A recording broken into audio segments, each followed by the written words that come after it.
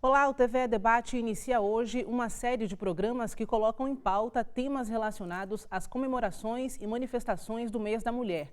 O acesso das mulheres à educação, à participação política e ao mercado de trabalho sempre aconteceu de forma desigual ao acesso dos homens a esses e outros espaços de poder.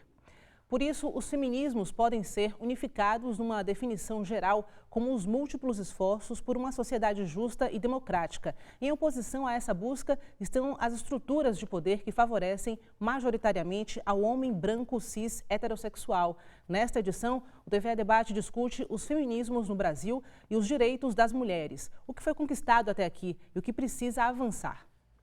Para debater essas questões, recebemos Carla Cotirene, que é professora, mestra e doutoranda em estudos interdisciplinares sobre gênero, mulheres e feminismo, atende mulheres vítimas de violência doméstica na saúde municipal e é responsável pela Alpará Saberes. Também temos a presença de Deise Sacramento, doutoranda em Literatura e Cultura, professora e idealizadora do projeto Diálogos Insubmissos de Mulheres Negras. Naira Gomes, feminista negra e organizadora da Marcha do Empoderamento Crespo, e Vanja Andréa Santos, presidenta nacional da União Brasileira de Mulheres. Sejam todas muito bem-vindas aqui ao TVE Debate. Obrigada. Então, vocês atuam de formas diferentes na defesa das mulheres. E se nós falamos ainda em defesa das mulheres, é porque há ataques que se manifestam nas violências praticadas com base na ideologia do patriarcado. Eu gostaria de saber se é possível falar em avanços e retrocessos dentro das áreas em que cada uma de vocês atuam. Eu queria começar por Carla, por favor. Eu atendo mulheres vítimas de violência doméstica na saúde municipal. Eu compreendo que, a partir desse ponto de vista das feministas negras, as mulheres estão se sentindo muito mais à vontade para procurarem a rede de atendimento e romperem com ciclos de violência. Também penso, enquanto pesquisadora de estudos de gênero, mulheres e feminismo, que a literatura sobre feminismo negro, tomando como ponto de partida a subjetividade e a experiência das mulheres negras, tem possibilitado agora escritas que deem outros subsídios ao Estado, já que o Estado, até década de 80, quando surgem as primeiras delegacias especializadas de atendimento à mulher, tomava esse cumprimento de atendimento às mulheres vítimas de violência a partir de uma mulher universal, de uma mulher branca. A interseccionalidade ela não era utilizada como ferramenta metodológica política capaz de articular o marcador de raça na existência das mulheres. E aí, por isso que hoje a gente percebe a prevalência de mulheres negras sendo vítimas de violência e também de feminicídios. Então, acredito que a gente está mudando tanto na sofisticação teórica, como também no que diz respeito à implantação de políticas focadas em gênero, raça e classe. Certo. Naira, o que você tem a dizer sobre isso? Bom, eu acho que a partir desse lugar de onde eu ocupo hoje, né, que é organizar contra as mulheres negras a marcha do Empoderamento Crespo, tem algo que se alinha muito com o que a Carla falou, que é a experiência e o valor que a gente tem dado ao que a gente sente. Quando eu falo de estética, eu gosto de dizer que estética está para muito além da forma física, está muito mais voltado para o que a gente sente, pensa sobre si. De positivar a imagem, a autoimagem, ver no outro algo positivo. Então tem um avanço que diz respeito ao poder de se aglutinar, de ser mais forte em coletividade, de poder articular lutas mais eficientes, porque estamos juntas, mais fortes, mais fortalecidas por dentro. Então há esse avanço que eu acho que tem a ver muito com esse debruçar-se sobre si mesma, sobre nós mesmas, né? E si mesma quer dizer a mim e quer dizer a quem parece comigo também, né? Não rejeitar essa autoimagem que é quem parece comigo e conseguir articular algo muito maior, muito mais fortalecido. A marcha acredita muito que se engaja em lutas contra feminicídio, contra conjunturas, quem consegue esse autoconfronto, né? E dessa articulação interna, conseguir curas internas contra o quanto o racismo doeu, quanto o machismo dói, quanto ele boicota. Então, a articulação externa ela passa, sim, por uma identidade positiva e ela passa, sim, por uma articulação de quem eu sou em conforto com quem nós somos. Então, acho que isso é um avanço importante do quanto a gente consegue se articular hoje com mais força e com maior número de pessoas mesmo. Quero passar a palavra agora para a Vanja, né, que está à frente da União Brasileira das Mulheres. De que forma você percebe, né, esses avanços e retrocessos dentro da luta pelos direitos das mulheres? Eu acredito que, por tudo que nós percebemos, essa luta tem avançado bastante, não apenas em relação à luta e aos ganhos que a gente tem feito tem conseguido dentro desse movimento de luta, né? Mas também tem avançado no sentido de que nós estamos conseguindo envolver mais a sociedade nesse debate, né? As mulheres, a sociedade e, sobretudo, a juventude. Vide a Primavera Feminista que aconteceu no ano passado, enfim, onde milhares de jovens foram às ruas também fazer essa luta, participar dessa luta e dar o grito, de dizer assim, nós queremos mudar, nós queremos fazer diferente, né? Então, eu acredito que da década de 80 para cá, desde a época da Constituinte, onde nós participamos através do lobby do batom, enfim, das criações dos conselhos, das políticas públicas que vêm sendo implementadas e que agora deram uma certa estacionada, mas nós avançamos muito. Então, avançamos na luta, avançamos nas conquistas. Deise? Como professora e com o cotidiano, né, nas escolas, sobretudo nas escolas públicas, é bem importante a gente pensar o quanto as políticas de promoção da igualdade racial e as ações afirmativas foram fundamentais para que a gente tivesse esses avanços do ponto de vista da educação, sobretudo para a formação das mulheres.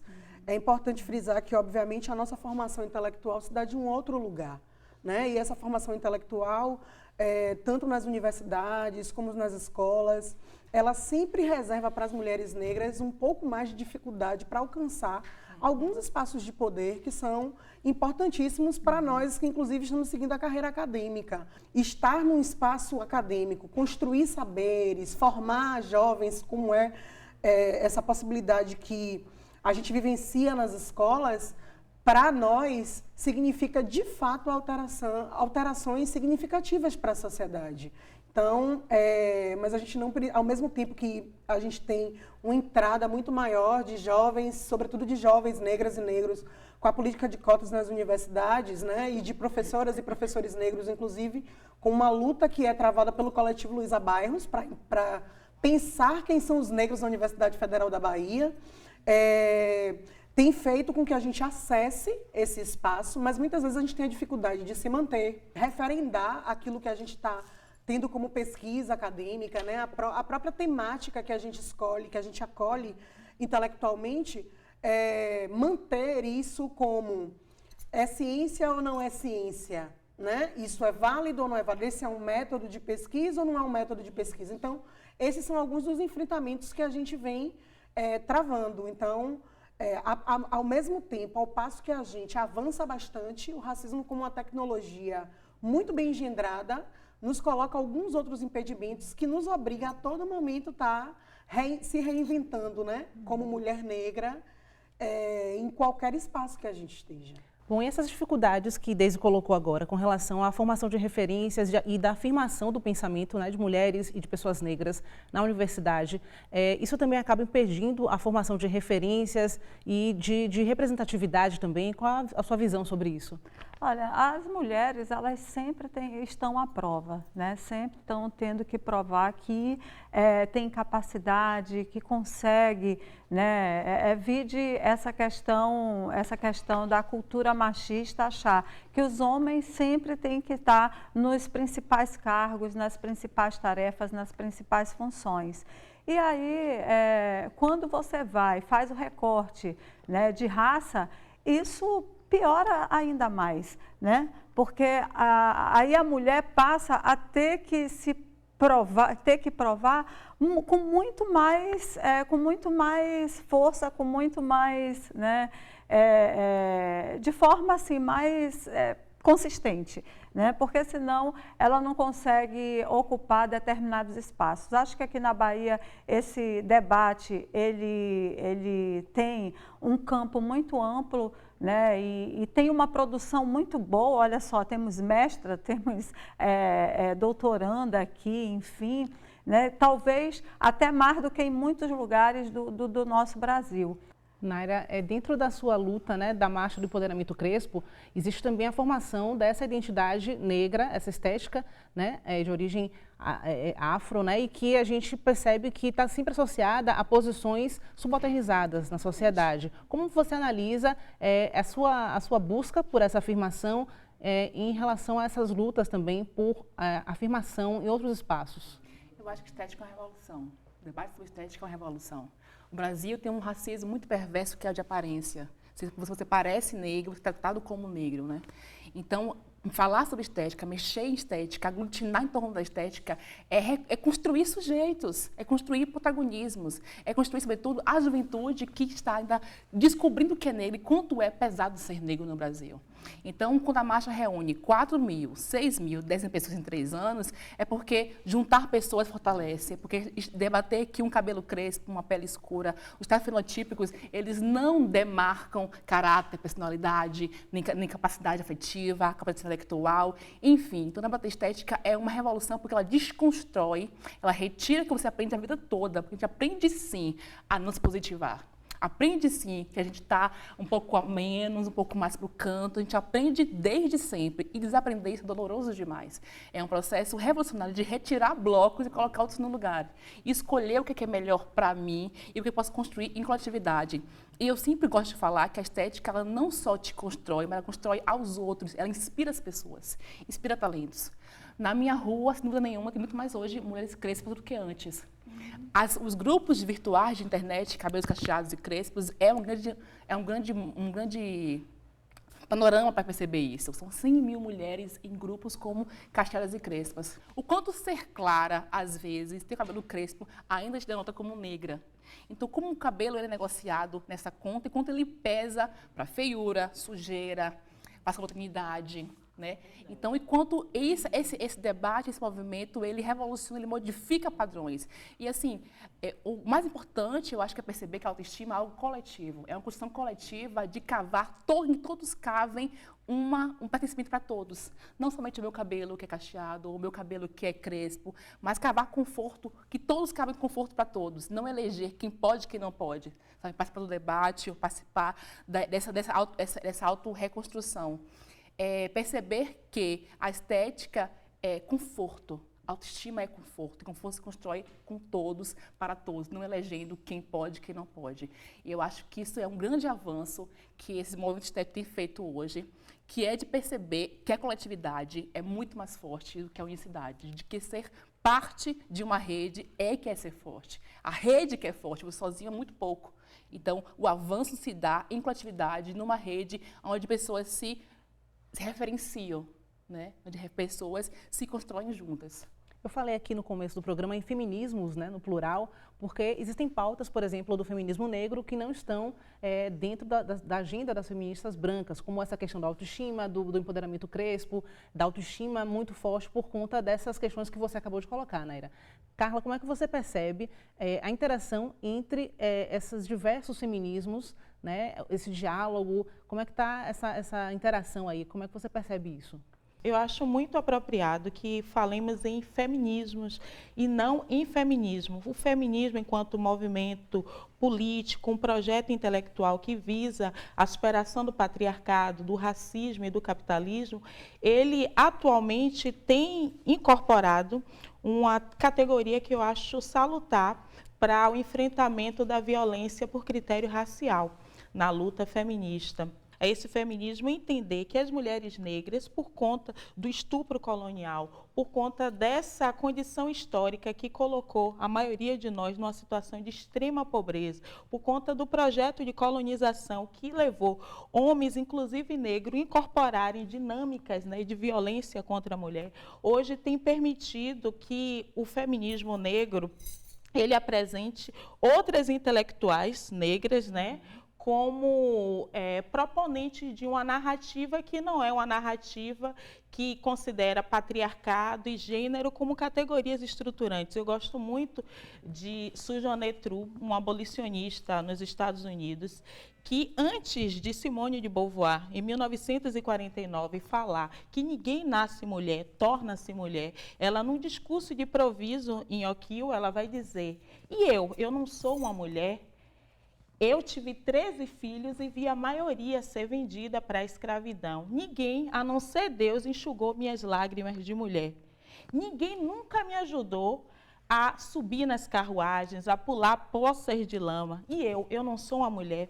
Para mim, Sojourner Truth, nesse momento, ela inaugurou a discussão de que a mulher negra está posicionada socialmente de forma a ser atacada por marcações sociais, além da questão de gênero. Sem falar que gênero, embora seja uma categoria analítica importante para a gente implementar políticas públicas em defesa dos direitos das mulheres, gênero também acaba sendo uma categoria que leva à criminalização dos homens negros. Porque o que acontece? E aí já dialogando com Ana Flauzina. Apesar da Lei Maria da Penha ser uma conquista de 2006, as feministas, e aí eu me incluo como uma pesquisadora do campo do feminismo, não tem se debruçado no sentido de entender a lei de execução penal, que é de 1984. Então, o que acontece? Da mesma forma que a gente luta pela superação da violência no âmbito doméstico, a gente acaba criando mecanismos teóricos que criminalizam os homens negros. E uma pauta das feministas negras é exatamente o enfrentamento do encarceramento em massa. Eu acho importante a gente mostrar que, sim, temos afinidades teóricas, no sentido de dizer a violência contra a mulher é uma ocorrência internacional. Por outro lado, a gente também precisa entender que, a depender das filiações teóricas que nos aportemos, a gente também pode culminar em outras violências epistemológicas, no caso, a categoria gênero, que para o continente africano é totalmente desconhecida. O feminismo ocidental tem se utilizado dessa categoria para implementar uma série de cooperações internacionais em relação ao continente africano e nomear aquelas mulheres como frágeis, mulheres que estão sendo violentadas, vítimas de ações terroristas. Então, é um campo que eu pretendo, né, sempre pontuar a partir de uma sofisticação teórica, política, para não cair nesse lugar de que as categorias que estão colocadas no campo do feminismo, elas estão aceitas nessa dinâmica nossa, né? E essas categorias não estão aceitas. A categoria gênero, como eu disse, é uma categoria que não é sinônimo de mulher, mas é uma categoria que envolve relações de poder, e nessas relações de poder, gênero sempre vai ser racializado, como disse Sojourner Truth. Se ninguém nunca ajudou ela a pular poças de lama, nem entrar em carruagem, significa que o corpo da mulher é um corpo que é visto a partir da marcação racial, como a professora Daisy colocou. Compreende? O que, na sua visão, torna as mulheres negras mais vulneráveis a esse tipo de crime? Primeiro, a gente precisa pensar que, pós-fim da escravatura, dentro dessa estrutura que a sociedade brasileira ofereceu, disponibilizou para a comunidade negra, os espaços que são os espaços de violência, eles são espaços de violência, eu enxergo por algumas questões. Primeiro, os espaços das periferias, os bairros mais distantes, quanto mais distantes do centro, tem um esvaziamento de ações do Estado que seriam de favorecimento à cultura, acesso a saneamento básico, saúde e educação da população negra. Então, existe uma relação também dessa violência que é imposta pelo Estado para a comunidade com a ausência da prestação de serviços essenciais. E isso certamente vulnerabiliza esse setor da sociedade, sobretudo na sociedade brasileira, em que o racismo ele também precisa ser pensado, sobretudo na questão das mulheres, pensando a condição de gênero, de raça e também de classe. Então, os atravessamentos que são colocados, né, como uma condição de existência mesmo, sem pensar as condições de classe, para nós, é impossível a gente pensar, né? Mesmo que isso não signifique que em outros espaços a violência ela não se consolide, ela se consolida também. Mas o esvaziamento do Estado, né? O que Bourdieu chama de a demissão do Estado de alguns espaços, é, na verdade, um fator que referenda essa condição de violência, né? Inclusive para combater e retroceder essa condição, sobretudo das mulheres, de violência. Os dados que você acabou de mencionar, né, ilustram como houve uma diminuição da violência com relação às mulheres não negras e como aumentou expressivamente a violência contra as mulheres negras. Isso se dá com a possibilidade das mulheres estarem denunciando mais também, isso as coloca muitas vezes na condição de violência, porque dentro dessa demissão do Estado, dessa ausência de assegurar o direito à vida das mulheres, o bem viver das mulheres, muitas vezes a justiça ela não dá conta de proteger essa mulher que inclusive se posicionou em denunciar. União Brasileira das Mulheres, de que forma essa entidade trabalha no sentido de promover as denúncias, né, de fortalecer a luta das mulheres em relação às instituições que muitas vezes, como Deise colocou, negligenciam essas denúncias e também na orientação com relação ao que significaria essa violência, porque tem a violência patrimonial, psicológica também, como Deise colocou aqui anteriormente. Sim. Essa questão da Lei Maria da Penha, a União Brasileira de Mulheres tem trabalhado com bastante afinco na divulgação, porque até algum tempo mais próximo, nós não tínhamos um conhecimento efetivo, não apenas da população, mas principalmente das mulheres, que é o público-alvo, né, para conhecer a lei e a sua efetividade. Elas não tinham esse conhecimento, né? Então, a lei ela começou a ser bastante divulgada, acho que de uns 3 anos para cá a gente nota essa diferença, né? De que agora as pessoas, as mulheres, as comunidades se apropriam mais da lei. E a violência contra a mulher não é apenas a violência física, né? É a violência patrimonial, é a violência institucional, enfim, são vários tipos de violência que podem ser caracterizados a partir da lei, né?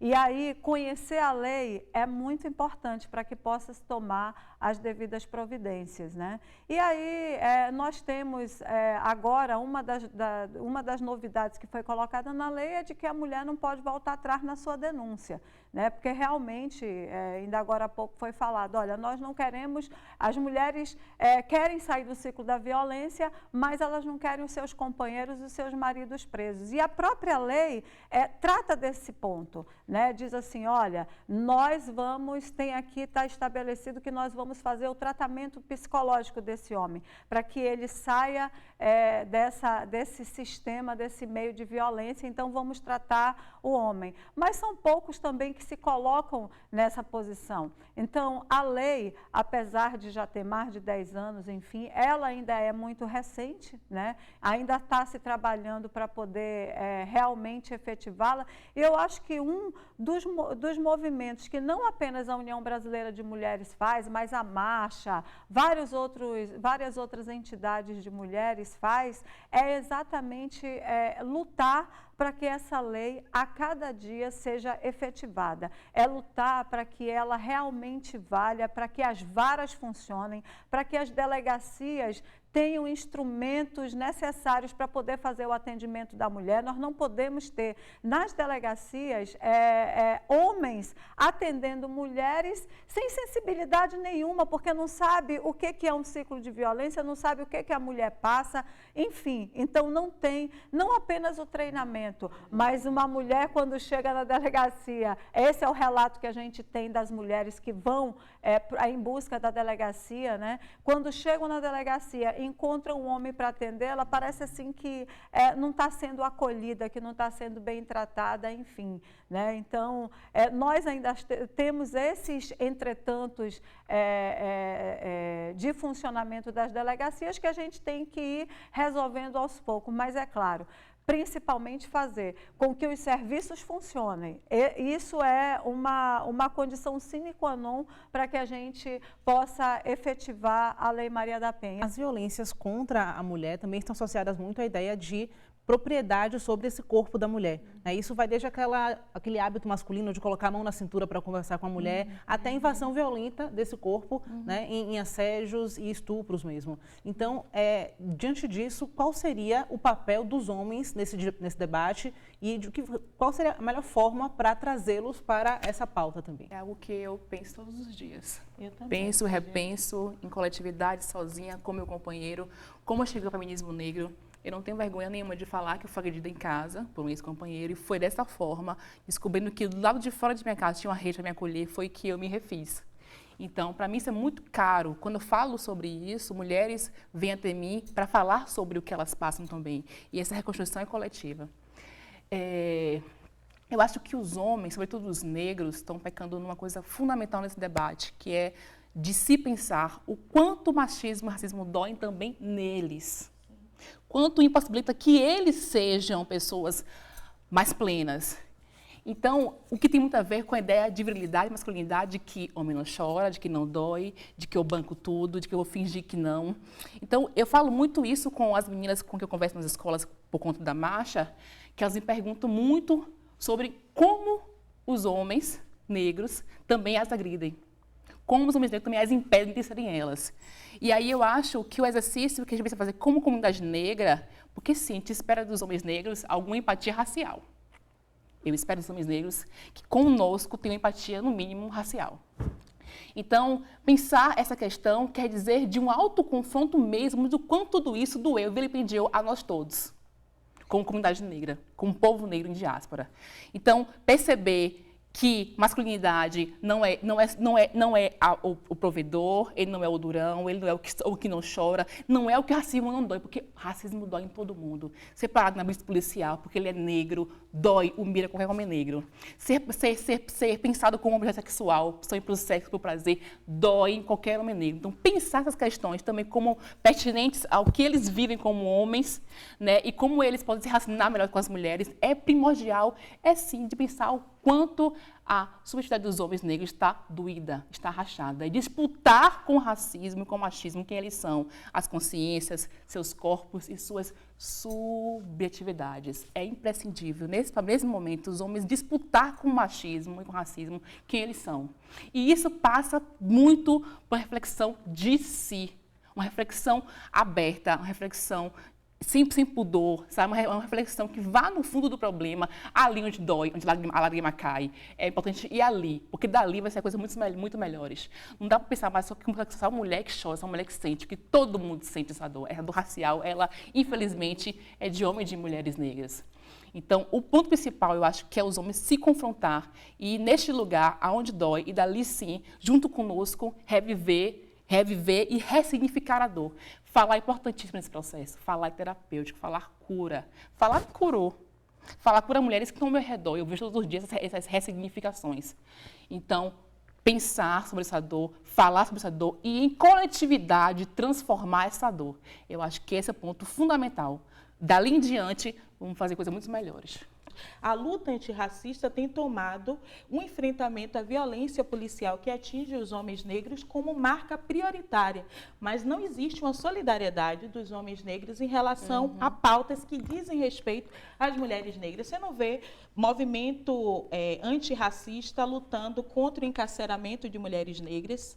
E aí eu preciso dizer, enquanto pesquisadoras, que são esses homens que obrigam mulheres a ingressarem no sistema prisional, levando drogas no ânus e na vagina. Isso é uma persistência da violência. Essa mulher negra, marcada por uma subjetividade colonial, ela acredita, né, que precisa ser parceira desse homem até as últimas consequências. Depois esses homens não vão visitá-las na prisão. Do ponto de vista político, nesse mesmo texto, Luísa Barres vai chamar a atenção que nós comumente somos olhadas como as lavradoras de ata, as que vão organizar o movimento político. A gente carrega o movimento negro nas costas, mas não existe solidariedade. Você não vê marcha dos homens negros contra a criminalização do aborto, contra a violência doméstica. E aí o que acontece? Como esse Estado, né, é um Estado da necropolítica, né, há uma correção da nossa população negra pela via da violência policial em relação aos homens negros e pela via da violência doméstica em relação às mulheres negras. Porque as mulheres brancas, tem homens que conseguem negociar impunidade com os policiais, mas quando a mulher da periferia chama a polícia não quer entrar na comunidade, porque aquela comunidade já está criminalizada, como disse Deise, e como você disse também, como uma comunidade perigosa. Eu trabalho em Piripiri, sou assistente social, e eu canso de dialogar com policiais que entendem que aquela dali é mulher de bandido. E são traficantes que raspam a cabeça das meninas, são traficantes que violentam essas meninas, e as queixas dela não têm menor prestígio no âmbito da segurança pública e da justiça. Por conta de quê? Por conta do racismo institucionalizado em relação à segurança pública, e a nossa comunidade está sendo classificada como uma comunidade perigosa. Em relação ainda a essa persistência de violência contra a mulher, a gente precisa lembrar das imagens coloniais que foram colocadas em relação às mulheres negras, que é a imagem da mãe preta, a imagem da mulata, a imagem da empregada doméstica. Sempre mulheres que devem cuidar dos outros, servir os outros, apanhar dos outros, prestar serviços sexuais aos outros, mas não mulheres que podem viver uma vida sem violência. Então, nesse sentido, eu acho realmente importante que os homens negros, né, como parceiros de uma comunidade que foi afetada pela colonização, se predispõem a pensar as suas masculinidades hegemônicas. Se a colonização, a partir do homem branco, ofertou para esse homem uma masculinidade que entende que, independentemente de ele não ter os meios e os modos de produção, se for na visão do capitalismo, ainda assim aquele morador de rua que está debaixo da ponte, ele acredita que a mulher é propriedade dele. Ele não tem mercadoria do ponto de vista de classe, ele não tem a estrutura do capitalismo em relação a burguesia mesmo, né? É o suporte que é a mentalidade burguesa. Mas se a mulher que está ali convivendo com ele debaixo da rua decidir morar com outra mulher em outra ponte, em outro pedaço daquele chão, ele vai lá e vai matar a mulher. Isso porque a dominação masculina estrutura a subjetividade, a experiência de ser masculino. E a gente precisa teorizar sobre isso, e precisamos também que esses homens organizem marchas, não para pensar apenas a violência policial, mas pensar as suas ausências, os seus silêncios em relação às nossas mortes, né? Deise, qual a sua visão sobre essa situação? Pegando um gancho, né, do que Carla trouxe, e aí eu me reporto a Nilma Lino Gomes, em Epistemologias do Sul, quando ela vai refletir exatamente sobre o intelectual negro.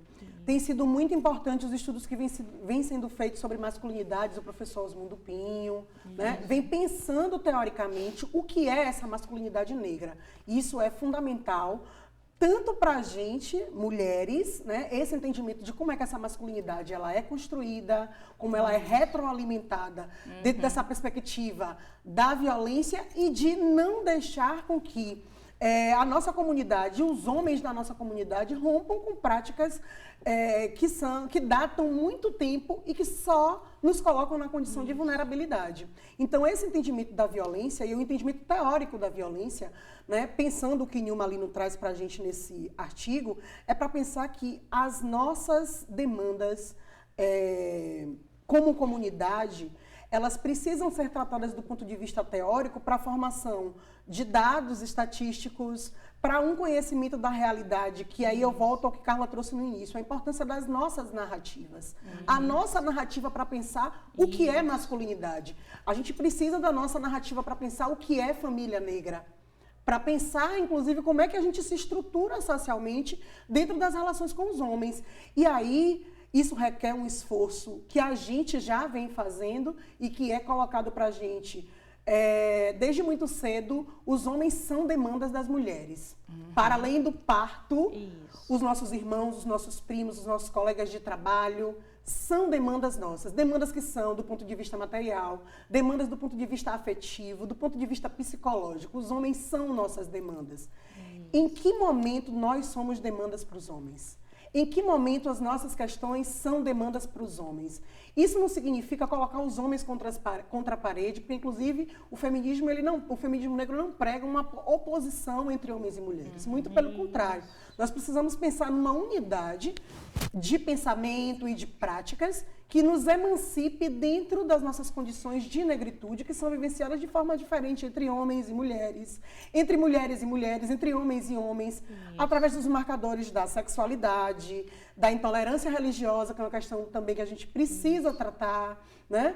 Do ponto de vista do acesso a bens culturais e de poder. Olha o quanto foi representativo para nós a eleição da presidenta Dilma.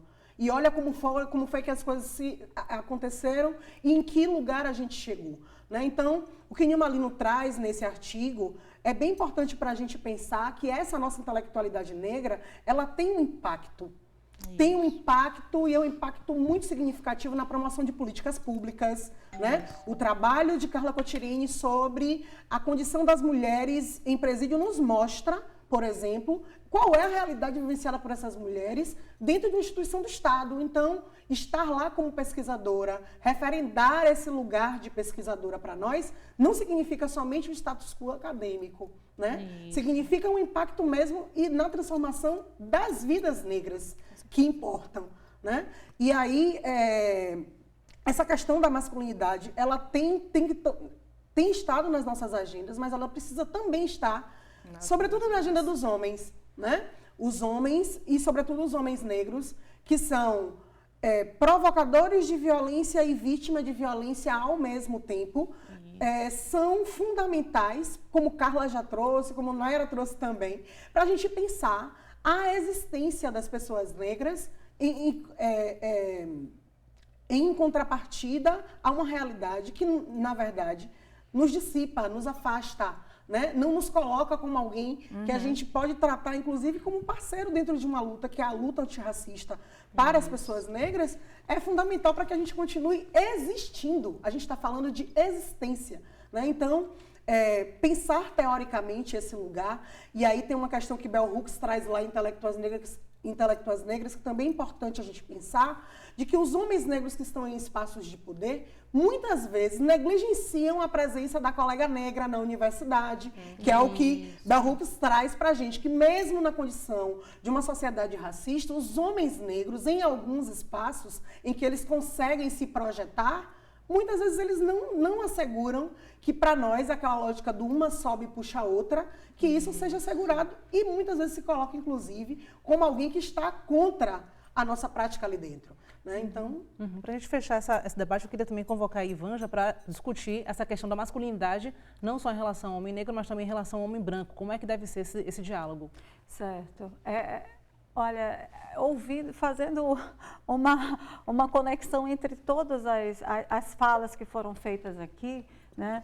A gente eu pelo menos chego à conclusão que é um pouco como a gente tem trabalhado, de buscar, porque a questão do machismo é uma questão cultural, né? E aí tem o recorte de classe, de raça, enfim, mas que a gente tem que saber trabalhar no sentido de aproximar. Nós, da União Brasileira de Mulheres, somos feministas emancipacionistas, né? Não sexistas, aquelas que fazem a guerra dos sexos, homem para lá, mulher para cá, e vamos combater e tal. Não, nós queremos os homens aqui do lado, porque nós acreditamos que é a partir desse diálogo com os homens que nós vamos começar realmente a transformar, né, a nossa realidade. O feminicídio, que é uma lei tão recente aqui no Brasil, que tem 3 anos, e já está sendo posta à prova, já estão querendo acabar com a lei, né?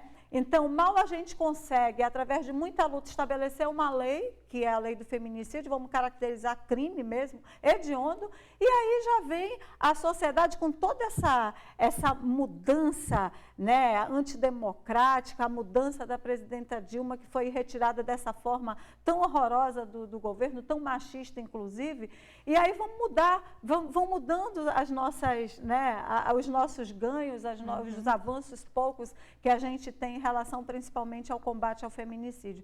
Então é isso, é chamar o homem para estar junto, para discutir junto, porque assim a gente entende que pode construir uma sociedade diferente.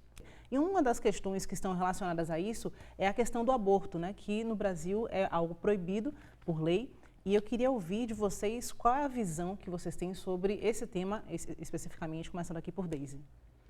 Quando a gente para pensar a questão do aborto no Brasil, as principais vítimas das complicações do aborto, das consequências do aborto, são as mulheres negras. Estatisticamente falando, a gente percebe que existe uma grande maioria de mulheres que são negras vivenciando essa experiência. E que é uma experiência atravessada por algumas questões que a gente precisa conversar mais profundamente. Primeiro, que é assegurar a saúde dessa mulher, né? As questões que dizem respeito à sua saúde, dentro de uma perspectiva da saúde pública, que gasta muito mais com a não legalização e a tentativa de resolução das complicações de um aborto feito de forma clandestina, sem condições, e que afeta diretamente a existência, sobretudo, de mulheres negras jovens, né? Essa é uma questão. A outra, eu retomo aquela conversa sobre masculinidade. Uma mulher que está grávida e que resolveu, que tomou como posição para si mesma o aborto, ela não engravidou sozinha e ela não deveria abortar sozinha. As mulheres engravidam com parceiro e abortam sozinhas, em grande maioria. Não só do ponto de vista da estrutura para se realizar o aborto, mas as questões que dizem respeito a afetividade, né, de como essa mulher não se sente muitas vezes acolhida e que é julgada, né, por estar nessa condição de aborto. As mulheres sofrem, elas adoecem por conta de abortos, elas adoecem física e simbolicamente, emocionalmente, isso já é muito duro, e além disso, há um julgamento externo e que não pega tanto sobre os homens. Os homens abortam quando eles não pagam pensão. Os homens abortam quando eles falam que é problema seu, não é meu. Os homens abortam simbolicamente quando eles se negam o dever com aquele produto, né, de uma relação que é de dois, não é em si mesmado, né, não é uma mulher com ela só. Eu queria pensar também quanto isso é violência e quanto a violência simbólica ela antecede e autoriza a violência física e às vezes a final. Porque quando a mulher morre por conta de um aborto clandestino é porque ela foi violada muito antes, e essa violação anterior autorizou aquela morte física, né? Ela foi retirada de direitos, retirada de dignidade, retirada dessa rede, foi negada a essa mulher, no caminho dela, simbolicamente, fisicamente, materialmente, possibilidades. São violências que antecedem, que autorizam a morte física por um aborto, ou autorizam a morte de corpos negros pela polícia, por exemplo. Porque é uma experiência de vida muito dolorida e muito da falta, do não. E essas violências, elas marcam, sim, o quanto é esvaziado de valor a vida de uma mulher negra ou de um homem negro. Repare que aborto, ele envolve a dimensão da saúde pública, mas a dimensão também da punição, né? É um crime. Então, mais uma vez, é o controle do Estado, ou criminalizando ou deixando morrer. E aí, o que acontece?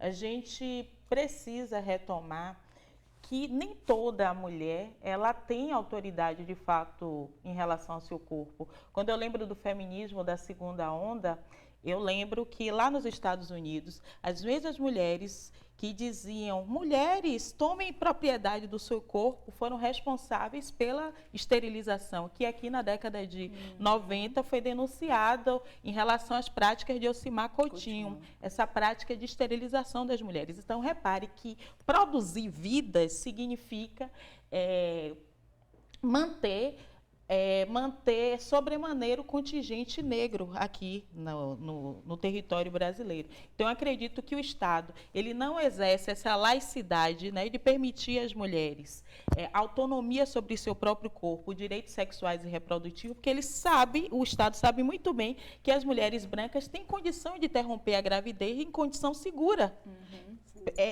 No mínimo R$4.000 para você fazer um aborto clandestino. E as mulheres negras não têm condição, do ponto de vista da classe, desse aborto seguro, né, feito nessas clínicas, né, clandestinas. Então, eu entendo o aborto realmente como uma estratégia de controle biopolítico do Estado, uma forma de controlar a população, dizer quem vai viver e dizer quem vai morrer. E quem vai morrer exatamente é a mulher negra. Quando ela não morre em decorrência dessas condições, né, inóspitas, essas condições de abandono também do companheiro, ela vai passar pelo racismo institucional das unidades de saúde. Eu sou profissional de saúde, eu sou assistente social, e eu posso dizer para você que os médicos, até considerando a medicina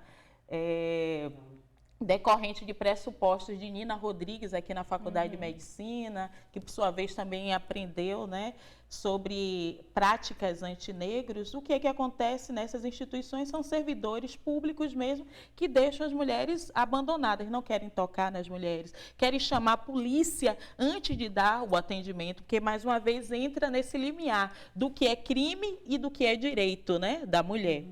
E aí eu acredito que para nós é importante contar com o apoio de todo o conjunto da sociedade. A gente sabe exatamente que o aborto atinge uma classe, que tem o recorte, né, de raça, né, tem um recorte de classe. Então, nós temos que entender que as mulheres que mais morrem são as mulheres negras, pobres, da periferia. Então, ponto, é isso, né? E como que nós vamos tratar essa questão? Primeiro, nós temos que fazer o sistema de saúde funcionar efetivamente, que é exatamente, né, a educação sexual e reprodutiva. Nós temos que ter isso a partir das escolas, porque nós temos que ensinar para os meninos que o aborto não é praticado só pelas mulheres, não. Que o aborto diz respeito aos meninos, aos homens que abandonam as mulheres grávidas, né? E aí a mulher sem condição acaba tendo que recorrer ao aborto. A responsabilidade é dos homens também, né? Os homens têm que tomar muito isso para si e nós temos que ensinar desde pequeno, né? E aí nós vamos para o Congresso Nacional essa questão do que já é garantido por lei, que é o aborto, né, num estado de perigo, quando apresenta perigo para a mulher grávida ou quando está esperando um bebê que é detectado anencéfalo, né? E aí, então, essa lei, até esse direito está sendo atacado lá no Congresso Nacional. Então, olha só, tudo que diz respeito às mulheres e ao bem-estar, né, nós temos que estar vigilantes o tempo todo, porque os direitos, depois de muita luta, a gente consegue garantir alguns e mesmo esses alguns começam a ser retirados de nós. Então, o aborto é uma questão de saúde pública, né, que nós devemos ter a máxima compreensão na discussão e envolvimento da sociedade como um todo, parar de tratar como um tabu, como uma coisa que não seja do nosso meio, da nossa preocupação. É nossa preocupação, sim, e tem que ser uma preocupação que envolva desde a criança ao adolescente e à idade adulta. Então, deve ser tratado. Uhum. Nós vamos encerrar essa edição aqui do TV Debate, mas antes eu gostaria de ouvir cada uma de vocês nas suas considerações finais, a começar por Carla Cotirene. Eu quero lembrar, neste dia, essa memória, né, que foi carbonizada em Nova York, né, e deu a origem ao 8 de março, mas também lembrar as resistências das mulheres negras que permitiram que chegássemos até aqui. Lembrar de Acotirene, lembrar de Macota Valdina, lembrar de Luísa Bairro, de Vilma Reis, de Lívia Vaz, lembrar de Lívia Natália, de Denise Carrascosa, lembrar dos diálogos insubmissos que a gente consegue promover desde o ano passado, lembrar do empoderamento crespo dessas mulheres que romperam com a chapinha e hoje conseguem deixar a coroa, né, de se aparecer, relembrando os seus antepassados. Então, estou muito feliz de saber que onde há dor, onde há racismo, há também muita resistência das mulheres. Eu estou muito feliz e tenho certeza que com caneta na mão, com caderno, a gente vai subvertendo, a gente vai alcançando mais mestras, mais doutoras, mais apresentadoras de programas, né, como esse, e mais estratégias de solidariedade com as mulheres brancas, além do seu brancocentrismo, com os homens negros, além do machismo, além da misoginia. Muito obrigada, Carla, pela sua presença. Deise, por favor, suas considerações finais. Agradecer a oportunidade de estar aqui, né? A presença dos nossos corpos na televisão, e a nossa fala, os nossos textos, os nossos cabelos, é muito importante para o meu aluno que está assistindo em casa, para a minha mãe que vai se encher de orgulho de ter, né, criado. Eu digo que a minha mãe foi a primeira mulher que me ensinou o que era feminismo sem nunca pronunciar a palavra feminismo, né? E é muito importante que a gente pense que, para além do 8 de março, para além do dia que é muito mais representativo para nós, que é o 25 de julho, as mulheres são mulheres todos os dias, né? E a luta para assegurar a vida dessas mulheres, ela precisa realmente ser cotidiana. Então, quando a gente combate a piada machista, quando a gente não permite a publicação, né, que vai de encontro ao direito da mulher de ser livre, sobre o seu corpo, sobre o que ela pensa, em todos os espaços em que a gente estiver, a conscientização do espaço sobre a presença dos nossos corpos e das pessoas, em como as pessoas vão se dirigir a nós enquanto mulheres e, sobretudo, enquanto mulheres negras, que está muito longe do mimimi, né? Que está muito longe de ser uma queixa excessivamente voltada para uma condição feminina das mulheres que são reclamonas. No nosso caso, das mulheres negras, como nós somos incisivas, porque a gente não tem tempo para não ser incisiva. Nós somos tidas como mulheres que são problemáticas, como mulheres que não têm a somar, quando, na verdade, nós somos, como Angela Davis nos disse há pouquíssimo tempo aqui, reiterou o que ela vem dizendo, nós somos a base da sociedade brasileira. Concluí a minha fala com Conceição Evaristo, que é a nossa escritora negra, que hoje, com 70 anos, que é consagrada uma escritora, que isso já demonstra, né, o quanto a gente tem dificuldade, a sociedade brasileira, vergonhosamente, tem dificuldade de reconhecer os talentos e as competências, sobretudo das mulheres negras, e que ela diz que a nossa escravivência não deve servir para ninar, para acalmar, né, para dar parcimônia à Casa Grande, mas para incomodar a Casa Grande dos seus sonhos injustos. Obrigada pela sua presença, Deise. Eu gostaria de ouvir aqui as considerações finais de Naira. Fantástica essa passagem. Somos injustos. Somos injustos. Somos injustos. Isso. Bom, eu gosto muito de pensar o 8 de março como um momento de reunião. Eu acho que é importante essa perspectiva de reunião. A perspectiva também de perceber que a gente avançou bastante, porque senão a gente perde a perspectiva de esperança. De que a gente acumulou, sim, já bastante coisa e que temos perspectiva de muito mais. Porque se a gente parar para pensar somente no que ainda não foi concretizado, a gente fica paralisada. A gente se esvazia da perspectiva de esperança, de esperar, de combater, de lutar para que mais venha. Eu quero falar aos homens que as mulheres não vão receber flores hoje, dos homens que não aceitam seus nãos, não respeitam dignidade, dos homens que não carregam pensamento social, dos homens que no debate político, eles somente fazem uso utilitário das mulheres, que não constroem, que não carregam pena, que estão pela metade, que oferecem às mulheres somente oportunidades controláveis. Nós não somos as mulheres que vamos estar fora desses homens. Os homens parceiros, os homens que se repensam, os homens que se confrontam, os homens que têm dignidade suficiente para repensar o quanto doeu e quanto podemos juntos ressignificar essas dores em luta, em ações. Ressignificar para nós, para os que virão. É importante perceber que nesse momento nós estamos estabelecendo novos parâmetros para também os que virão. Então, as mulheres, nós somos muitas, como Deise falou, e precisamos estar juntas. E juntas significa muito mais somente que numa marcha no meio da rua, mas junta na perspectiva da rede, na perspectiva de amparar umas às outras, na perspectiva do que dói nela, dói em mim, e do que fazem com ela, fazem a mim, porque o critério é o mesmo, é o machismo, é a determinação. Então, a perspectiva de que eu sou todas elas e elas todas sou eu também. Então, é isso que eu quero falar aos homens, que não deem folhas hoje, a não ser que eles mereçam que a gente receba, e que nós somos muitas e precisamos estar muito juntas. Obrigada, Naira, pela sua participação. Por favor, Vanja. Eu gosto de pensar que o 8 de março é todo dia, né? Todos os dias nós temos que estar apostos para lutar, porque essa é a nossa vida. A vida de mulher é uma vida de luta, né? Exatamente por conta desse peso cultural machista, é uma vida de luta onde todo dia a gente tenta provar que é diferente, a gente tenta provar que pode, que tem capacidade. Então, nós fazemos essa luta todos os dias E não podemos, eu acredito que essa última fala foi assim, para mim, perfeita, perder a perspectiva da esperança.